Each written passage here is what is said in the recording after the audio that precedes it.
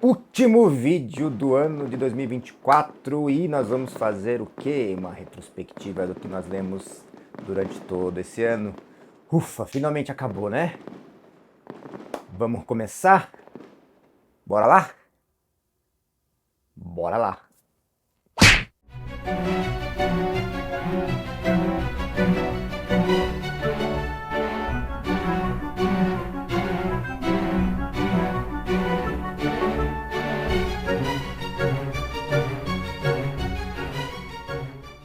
E aí pessoal, beleza? Como é que vocês estão? Nós estamos aqui mais uma vez, último vídeo do ano, para comentarmos a respeito das leituras que fizemos durante o ano de 2024. Eu fiz ali um plano de leitura para 2025, como vocês viram no vídeo anterior, para caso você não tenha assistido, vou deixar o card em algum lugar aqui. E talvez para alguém possa ter parecido um tanto quanto exagerado, né, a nossa quantidade de livros, mas na verdade, quando a gente começa a ler e tem uma rotina de estudos e de leitura regular, e muitas vezes nós esquecemos até de anotar o que a gente leu durante o ano, ao final desse ano a gente acaba contabilizando e vendo que, nossa, caramba, eu li tudo isso. E é exatamente por isso que eu coloquei aquela quantidade de livros de leitura para 2025. Por isso que eu quero trazer essa retrospectiva do ano de 2024, que foi o ano que nós criamos o canal, o ano que fez com que esse canal pudesse existir, né? Saiu de um pensamento, de uma ideia, e eu tive toda aquela coragem e a motivação para criar do zero, sozinho, né? Sem nenhum tipo de apoio e para trazer compartilhamento de informações aqui, compartilhamento de obras que nós lemos, trocar experiências literárias, né? Então, vamos começar. Eu não vou fazer uma ordem específica porque eu fui catando aqui na estante e empilhando, né? Não necessariamente foi a ordem que eu li durante o ano. E tem alguns exemplares que eu vou citar aqui, vou deixar também a ilustração do livro em algum lugar, porque foram leituras pelo Kindle, né?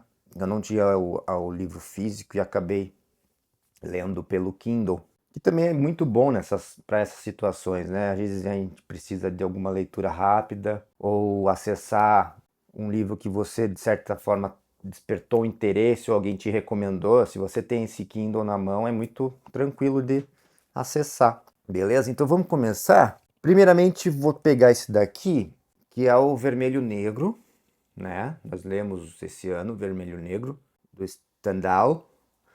Inclusive tem vídeo no canal sobre esse livro aqui. Se você não viu, vou deixar também no card, tá? Uma leitura espetacular, uma literatura envolvente que te leva a algumas reflexões morais, muito estilo de literatura de fluxo de consciência em vários momentos da obra. O Stendhal trabalha muito com a mente dos personagens ali, como se eles estivessem conversando consigo mesmos, sabe? Então, é um livro indispensável para você entender um formato de literatura e por ser também um clássico aí universal, um dos mais importantes que já foram lançados em todos os tempos. É um livro espetacular, que vai te despertar várias emoções, às vezes raiva, dó, raiva praticamente em muitos momentos assim, porque os personagens conseguem transmitir coisas bem. Ah, tem hora que você quer bater, sabe assim? É engraçado, é um livro muito bom, é divertido, ele é meio cômico, não tem aquela. Não fique achando assim, nossa, isso aqui é meio pueril, é muito juvenil. Talvez para a nossa realidade atual, talvez seja às vezes o que acontece ali. Mas nós estamos falando de século XIX, muitas vezes o que servia para lá não serve para cá, tá? A realidade lá, quem estava naquele lugar observando para que criasse esse tipo de situação, era a pessoa que estava lá, né? Não adianta a gente achar que sabe de alguma coisa que já foi, sendo que nós não estivemos lá, entendeu? Muitas vezes é um erro que a gente acaba cometendo, achando que a gente sabe do que aconteceu só porque a gente leu alguns calhamaços a respeito de tal coisa, né? Não necessariamente. Ali é uma espécie de fragmento do que aconteceu, não na sua completude. Vermelho e Negro, indispensável, um livro muito legal de ler e rápido, apesar dele ser grosso, ele é um livro rápido de leitura, tá? Recomendo, inclusive. Ah, em falar em recomendações, tudo que eu trouxer aqui eu vou buscar colocar ali uma recomendação ou não. Talvez o momento não é o ideal, enfim, essas coisas que a gente costuma pontuar, tá bom? Não é toda a literatura que a gente chega e fala, não, isso aqui é muito bom, isso aqui vai servir. Claro que vai muito do seu interesse, tá? Da sua busca. Beleza? Então, primeirão é esse. Vamos de segundo aqui. Esse foi aqui por volta do meio do ano, tá? Que eu li. Temos esse, Madame Bovary de Gustave Flaubert. Esse livro, ele é intrigante, né? Ele é um livro muito legal, que inclusive finalizei ele esta semana. É um livro muito importante, um livro que tem uma história a princípio básica, mas tem uma profundidade de situação de vida e do que a pessoa protagonista aqui, que é a Emma Bovary, ela vivencia, que muitas vezes injustamente ela só é colocada como uma mulher devassa que quer viver livremente, bater asa no mundo e sair daquela vida entediante que ela escolheu para ela, né?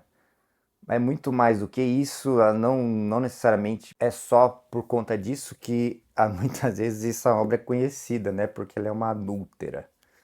Mas não é bem por aí, é muito mais, tem várias problemáticas aqui com relação à pessoa dela, que ela enfrenta, o problema muitas vezes até espiritual, que ela enfrenta aqui de um orgulho, né? De um orgulho meio luciférico, um orgulho satânico, onde não se contenta com praticamente nada. É uma ambição que nunca é alcançada, nunca é preenchida, né? Das coisas que ela almeja. E o, e o livro ele tem uma estética muito interessante. Acho que o mais importante é o aspecto estético da escrita do Flaubert, que mistura o ponto do romance, só que ele tem uma escrita tão interessante, tão bonita, que é um tanto quanto poético também, né? É um floreio literário, só que não é aquela coisa pedante, né? Muitas vezes você vê autores que usam desse recurso da literatura mais floreada, mas você percebe que é uma pedância desnecessária. Aqui não tem nada fora do lugar e é muito bem escrito, e tanto que esse livro ele é um clássico absoluto para quem quer saber romance, quer entrar nessa onda dos romances, né, de grandes autores da literatura universal. É um livro que surpreende no final, porque você vê uma escada, uma descida da escada moral assim, é um limite do fundo do poço, né? É impressionante. Às vezes por um lampejo de uma sensação de que poderia ter sido diferente, e na verdade a coisa foi para aquele lugar porque faltou esse lampejo para que algo acontecesse de transformador. Eu tentei ler nessa versão aqui, tá? Aqui a gente não faz propaganda não, tá? O Clube de Literatura Clássica. A edição é muito bonita, vamos falar a verdade, mas eu não gostei da tradução, achei bem ruim. Tradução extremamente repleta de erros semânticos, na verdade, escolhas erradas na frase. Não gostei da tradução, tá? Apesar de ser bonito para ficar na estante. Beleza? Acabei lendo em outra versão bem melhor, muito mais cativante e mais correta no meu ponto de vista. Beleza? Vamos para o próximo livro, que nós lemos em 2024. Tem muitas coisas, né? E esse aqui, vai. Esse aqui foi o que eu li também, o Desafio e Tanto, né? Guerra e Paz, do Lev Tolstói. Guerra e Paz, calhamaço aqui, 4 volumes em 2. Obra também indispensável, tá? obra indispensável para quem quer entender um pouco de literatura russa, para quem quer entender um pouco de história, através de um romance muito bem escrito, através de entender como é que funcionava muitas vezes o ambiente aristocrático na Rússia, cenários de guerra descritivos assim de maneira muito interessante. Claro que tem um pouco de um quê romântico muitas vezes nas descrições, porque você acaba privando cenas mais contundentes no sentido de perda, de sangue, de morte, mas você entende um contexto ali. É um livro difícil de começar a ler, porque o Tolstói e a Rússia naquela época, principalmente a de São Petersburgo, ela estava tomada por uma cultura francesa, né? E São Petersburgo praticamente tinham dois idiomas ali que as pessoas conversavam, que é o francês e o próprio russo.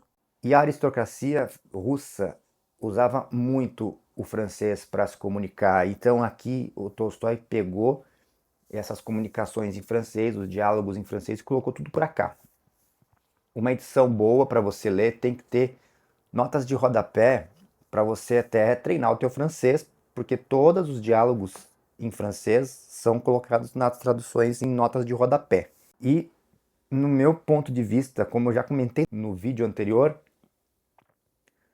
o primeiro volume eu acho que é o mais difícil de começar, de gostar, porque ele não é um começo muito dinâmico, ele tem muitos diálogos em francês, e muitas vezes isso acaba represando seu interesse de continuar a leitura, para romper e realmente entrar na história e começar a ter certa empatia pelos personagens que são ali estabelecidos.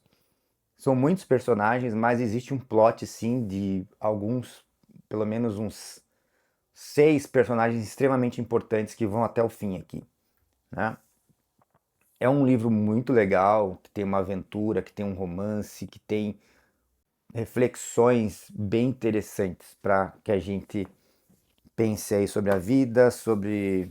Aqui coloca-se também vários aspectos filosóficos da própria filosofia que o Tolstói defendia, sobre o seu ponto de vista determinista das coisas, né? Então tem muito do Tolstói aqui, tem um aspecto crítico também, tem tudo dentro dessa obra gigantesca, né? Que é o Guerra e Paz. E foi um desafio prazeroso, talvez o mais complicado do ano, vamos dizer assim, pode ser. É isso, Guerra e Paz, e quem sabe eu traga aí em algum momento resenha sobre ele, tá? Livrão muito legal. Leia em algum momento da sua vida. Aquele famoso ler antes de morrer. Beleza? Vamos mais um russo aqui, porque eu li mais um russo esse ano. Mais de um, na verdade. Esse aqui foi um dos que mais me surpreendeu, que talvez o que mais me deixou pensando por muito tempo, que é esse aqui, ó. Almas Mortas do Gogol. Livro surpreendente demais, livro divertido demais, livro que entrega demais, a escrita fabulosa. Tem vídeo no canal sobre esse livro, não vou me estender muito, até porque a gente tem mais coisa para conversar. Almas Mortas, inclusive a recomendação absoluta. Muito bom livro, tá? Muito bom. 2024 foi o ano que eu li Almas Mortas. Tem vídeo no canal. Outra pedrada que eu li esse ano, que foi esse aqui, ó. Fausto. Johann Wolfgang von Goethe, ele mesmo. Espetacular, obra transcendental, obra completíssima. Talvez uma das obras mais completas em recurso de que uma pessoa pode ter e entregar dentro de um livro. Como o Goethe consegue trazer todo o conhecimento da vida inteira dele dentro de um livro. Ele traz tudo aqui. As referências que ele coloca são referências da vida dele, da trajetória que ele teve de estudos. Então, é um livro difícil para quem está começando, até porque você precisa ter uma base de conhecimento de outras coisas, tanto de cristianismo, paganismo, mitologia grega, mitologia nórdica, mitologias diversas, história. Você precisa ter um acesso a coisas mais pregressas, né? Para você concatenar o que está sendo escrito aqui, as referências que ele traz aqui. O livro é inteiro repleto de referências. Existe sim os 2 volumes, né, da tragédia. O primeiro é o mais conhecido, que todo mundo às vezes acaba tendo acesso, seja pelo próprio livro ou até por outras coisas, que é a história dele com a Margarida, né, a moça que se apaixona por ele após ele fazer aquele pacto com Mefistófeles. Eles vão atrás da vida para tentar viver um algo diferente, o qual o próprio Fausto nunca conseguiu viver, apesar dele ter toda entender em si que ele possui todo o conhecimento, mas sempre faltou aquele algo que ele não consegue descobrir o que é. E nessa oportunidade é que acontece dele conhecer o Mefistófeles e o Mefistófeles meio que seduzindo, leva-o para essa jornada, né? Que é uma jornada de descoberta do amor, na verdade, né? Porque o Fausto ele não viveu o amor, né? E isso é trazido na obra, só que tem consequências trágicas demais. E isso se perpetua no próximo volume, que ali é uma coisa muito mais metafísica, existem anjos brigando, existem deuses brigando, existem o próprio Criador brigando para que, na verdade, ele já meio que vencendo o inimigo, né, no final. O final é lindo, a descrição do fim desse livro é fabulosa, poética, linda. E, aliás, a estrutura de versos do Fausto é muito boa, a métrica é muito boa. Se você conseguir ler com uma métrica adequada, você vai perceber como é bonito, é prazeroso de ler. Não é aquele típico livro que, por mais que seja em formato assim de peça, poema, ele fica chatão, sabe? É muito legal, muito bem escrito, o Goethe, monstro, monstro mesmo. Recomendo demais, Fausto. E é uma leitura que foi rápida. Li isso aqui em um mês, muito tranquilo, tá bom? Mais algum aqui? Vamos lá? Seguindo nessa onda de poemas, né, e de clássico, inclusive referenciado no próprio Fausto, sequenciando aqui, Eneida de Virgílio. Pô, fantástico. Virgílio, mestre. Essa tradução aqui muito boa. Gostei muito do Carlos Ascenso André, da edição da Sétimo Selo. Gostei muito, muito acessível para quem ainda não tem contato direto com o poema, né? E o que a gente parece que nós temos a versão do Carlos Alberto Nunes, né? Mas eu particularmente acho muito mais truncada. E para você que está querendo aí entrar na Eneida, isso aqui cegamente é muito melhor, tá? Por mais que pessoas defendam o Carlos Alberto Nunes ou as outras editoras que publicaram com a tradução dele, tá? Não acho que essa daqui seja inferior. Muito pelo contrário. Recomendo demais. Eneida é a jornada do nosso personagem lá da Ilíada de Homero, né? Que é o Enéas, que lutou do lado de Troia com o Heitor e conseguiu escapar do cerco. E ali os deuses sempre dando o seu jeitinho, né? Na verdade, sempre é por conta dos deuses que as coisas vão acontecendo e os destinos da história dessas mitologias são traçados, né? Eles usam os seres humanos apenas como marionetes nas suas mãos para atender os seus intentos, sendo atrapalhando ou sendo guiando-os para o destino que eles querem que esse personagem chegue. E no caso aqui é o Enéas, que existe aqui um estabelecimento da fundação da cidade de Roma, né? Então é sensacional. Poema lindo. Temos aqui o episódio quando ele está ali jantando com uns reis lá, visitando algumas terras, ele senta num banquete para contar algumas histórias, algumas memórias que ele viveu no cerco de Troia, e aqui aparece o episódio do cavalo de Troia. Beleza? A descrição do cavalo está aqui nesse livro, muito legal. Eneida, indispensável. Continuando com gregos, hein? Aqui é a gênese de toda essa cosmologia mitológica grega ocidental, vamos dizer assim, que é Teogonia do Hesíodo. Teogonia, nós lemos, poeminha de 1000 e tantos versos, poeminha não tão fácil, mas essa edição que eu tenho, que é da Martin Claret, é muito boa, fica tranquila de ler. É legal porque é um poema como se fosse uma espécie de fichamento, um dicionário do que aconteceu, como é que tudo foi formado, da onde veio tudo, que o princípio era o caos, né? Que é uma, uma assimilação aí ao que é descrito na própria Bíblia cristã, onde a terra era sem forma e vazia e a escuridão, né?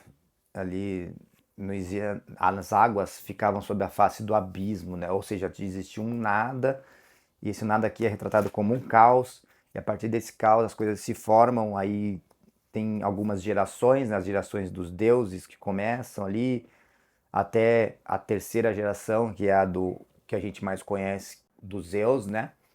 Mas antes disso tiveram ali os seus pais, vamos dizer assim, que tem a Gaia, que aqui também é mais conhecida como Geia, tem lá os oceanos, né? Eu tenho um vídeo no canal da primeira parte, inclusive, desse poema. É muito completo, tem mais de 300 e tantas criaturas criadas aqui, criaturas mitológicas, todas elas fazem muito parte aí do nosso cotidiano. Às vezes a gente nem percebe, seja em marca de roupa, seja em placa de marca de empresa, seja nas obras que a gente vê aí batizadas em filmes, enfim. É uma referência absoluta da cultura ocidental, beleza? Teogonia de Hesíodo. Vou deixar o card também da primeira parte que nós fizemos um vídeo lá no comecinho do canal. O som ainda nem era tão bom, a gente conseguiu melhorar bastante a qualidade do som. Outra aqui, vamos de grego de novo? Tivemos essa aqui, ó, estudo conjunto com uma escola que eu faço parte. Lemos na íntegra a Política de Aristóteles, na íntegra. Aula ao vivo, leitura conjunta, página por página, capítulo por capítulo. Indispensável para quem quer entender sobre cenário político, formatos, ideias de regimes políticos.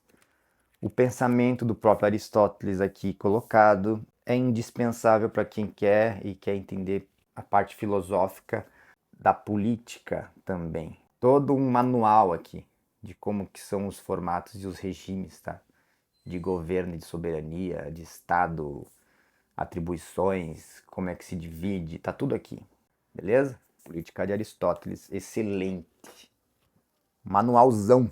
Vamos lá, continuando, hein? Temos aqui o nosso especial de Natal, que tem vídeo no canal, Charles Dickens, com a sua canção de Natal ou conto de Natal.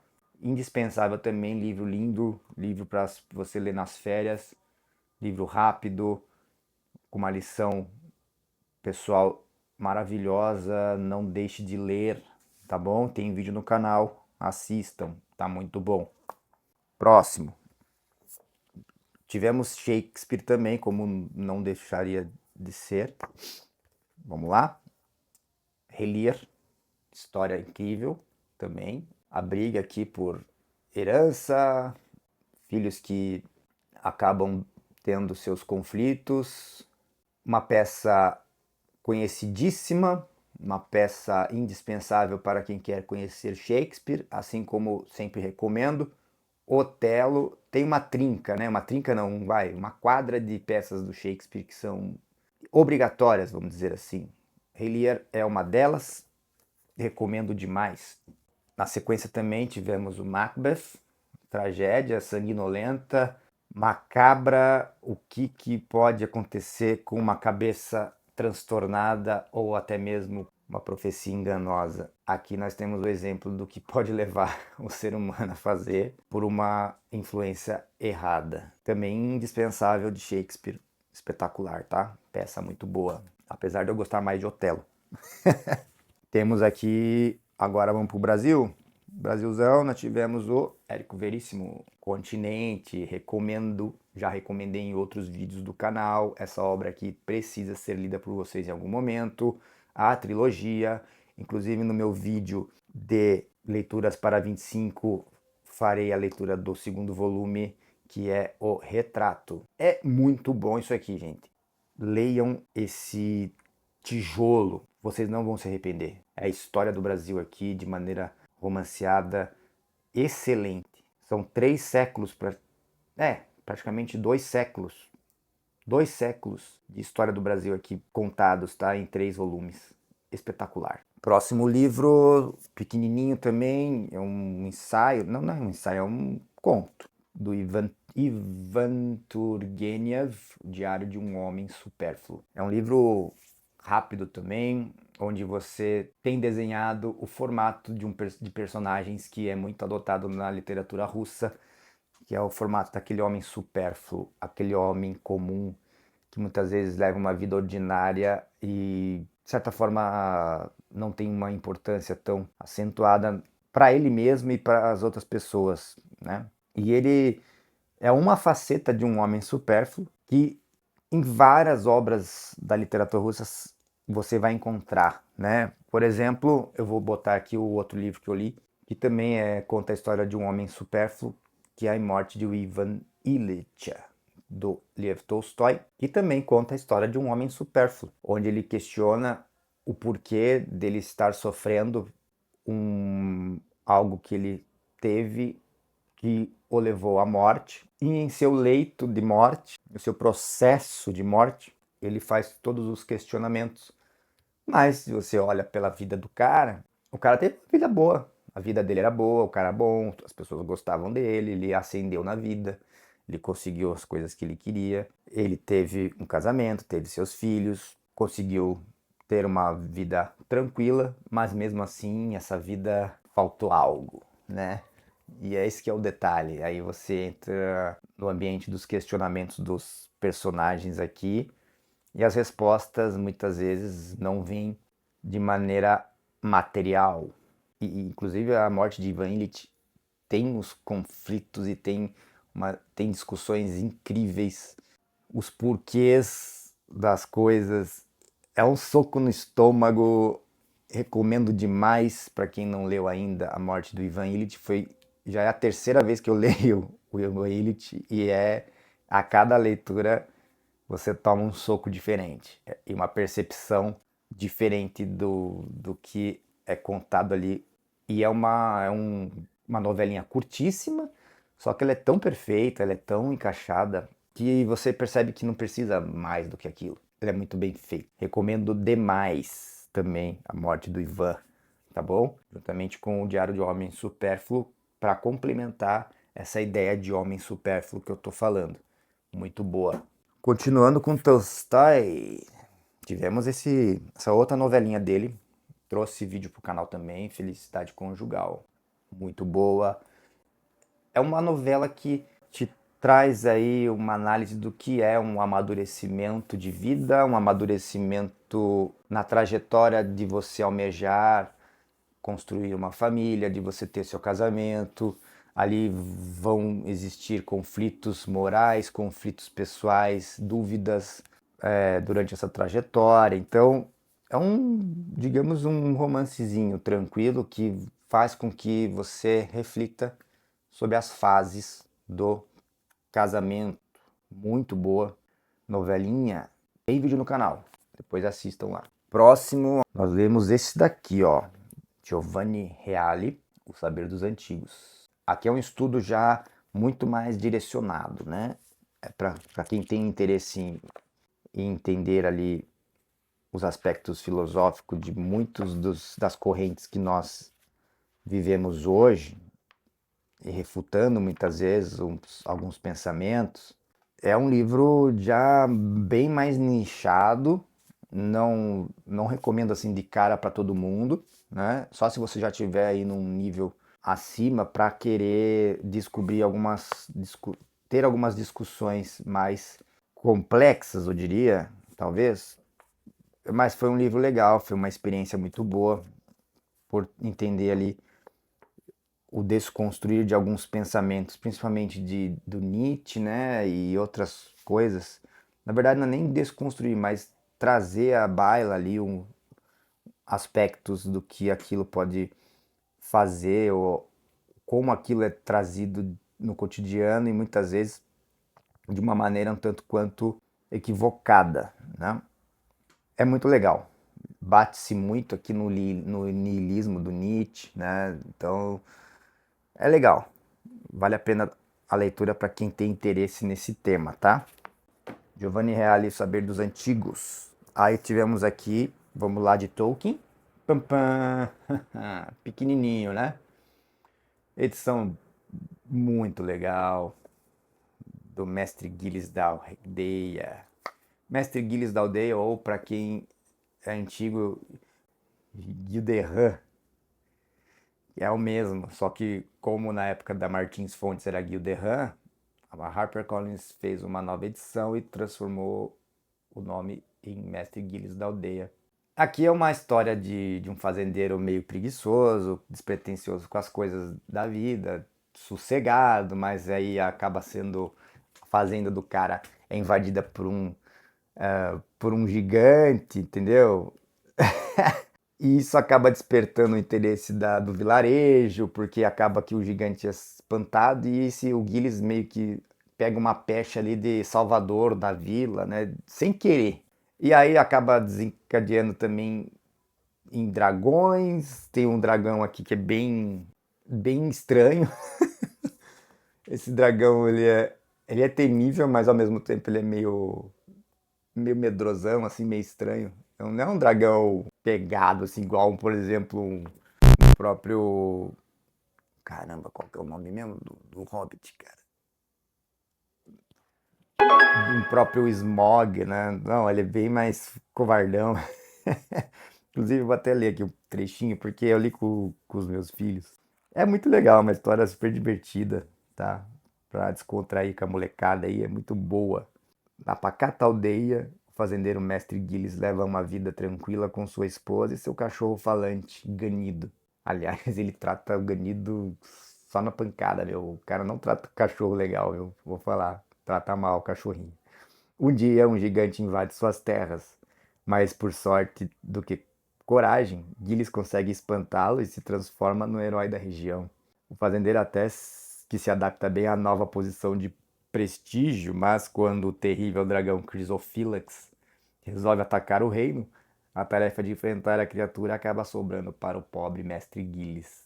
Cara, aqui vira bagunça, cara, vira zoeira, é patifaria da.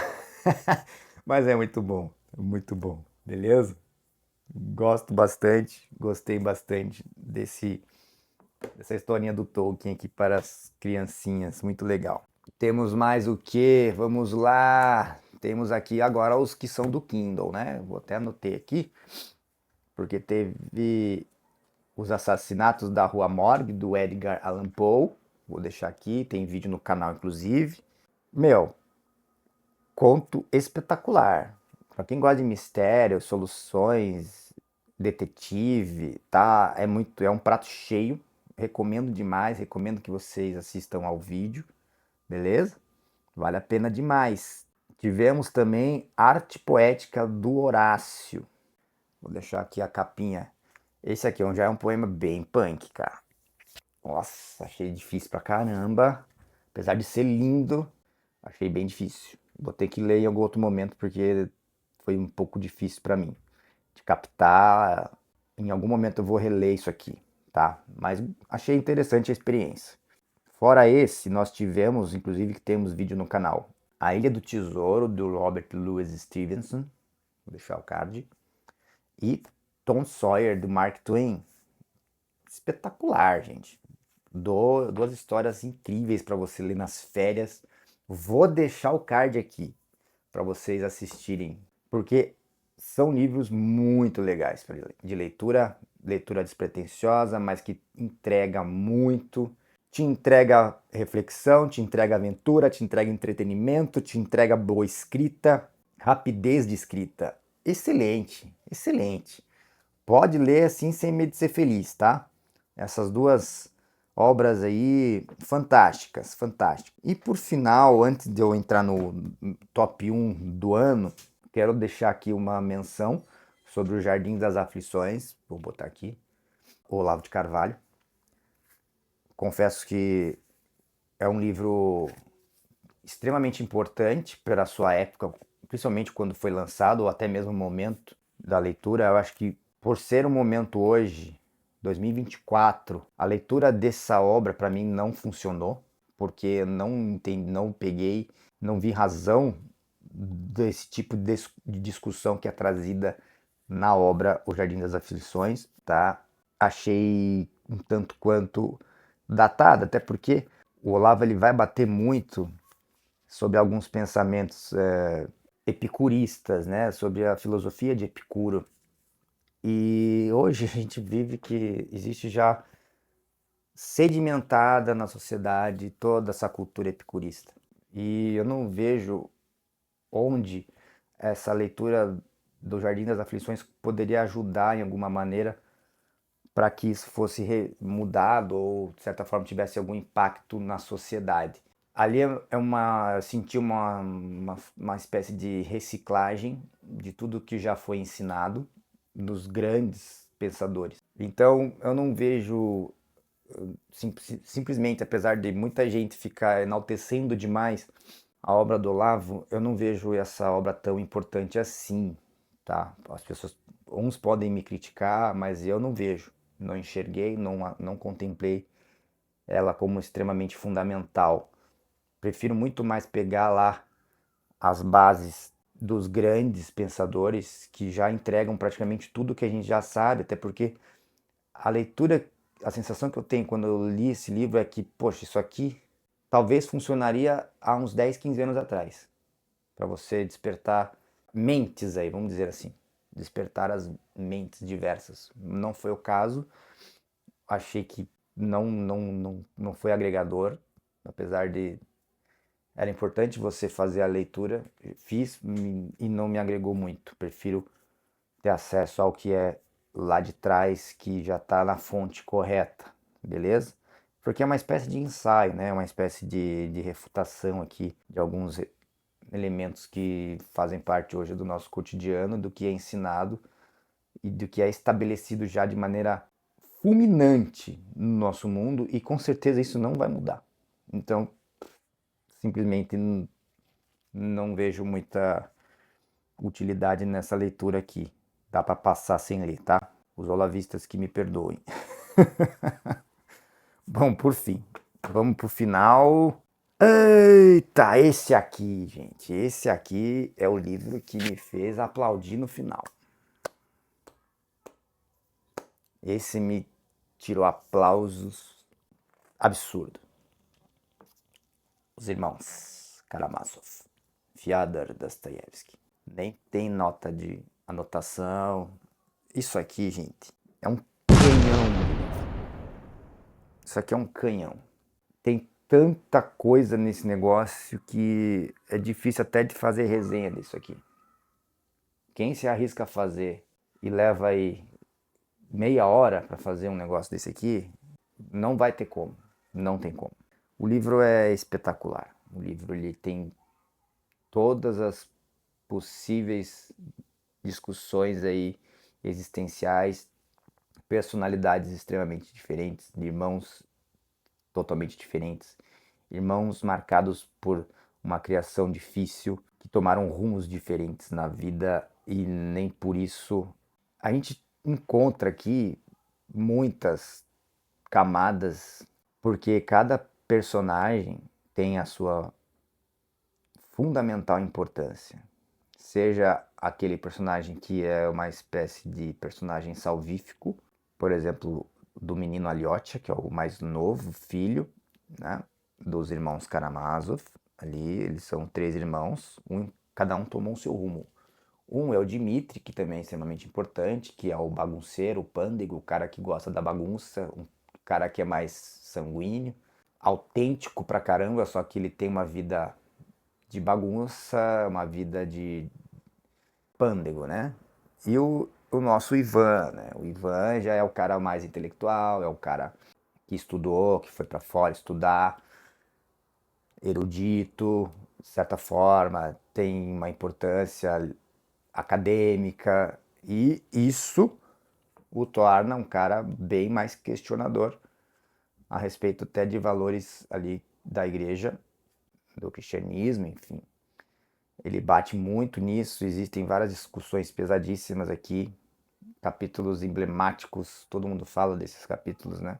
Capítulos que você consegue ler de maneira isolada só para formar ali uma tese, muitas vezes. É tese de trabalho, acadêmico, enfim.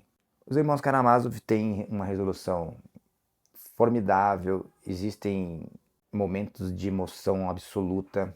O final ele é extremamente emocionante, você aplaude ao final, por mais que alguns desfechos de alguns personagens ali não tenham sido dos melhores, o final, por conta de entender a mensagem que é passada de esperança, mesmo no momento de perda, ela é reconfortante, ela é digna de aplauso. É um livro que eu precisaria parar para fazer uma análise com vocês. Eu não sei como, porque nosso plano de 2025 é bem audacioso. Talvez a gente leia menos volumes, porém são volumes bem robustos, né? Então, eu não sei como que farei. Mas os Irmãos Karamazov, gente, foi de longe aí o top do ano, tá? E foi o primeiro do ano, 2024. Comecei janeiro logo com Dostoiévski na veia e foi para aplaudir mesmo. Excelente, excelente. Bom, então é isso, essa é a nossa retrospectiva. Eu sei que deve ter ficado longa, porque eu quis trazer aí um comentário ou outro a respeito, senão se eu ficar só batendo das capas e sei lá. Mas beleza. Espero que dê certo, espero que vocês tenham gostado, que vocês tenham um 2025 abençoado e que possamos nos ver muitas vezes aqui no nosso canalzinho modesto, beleza?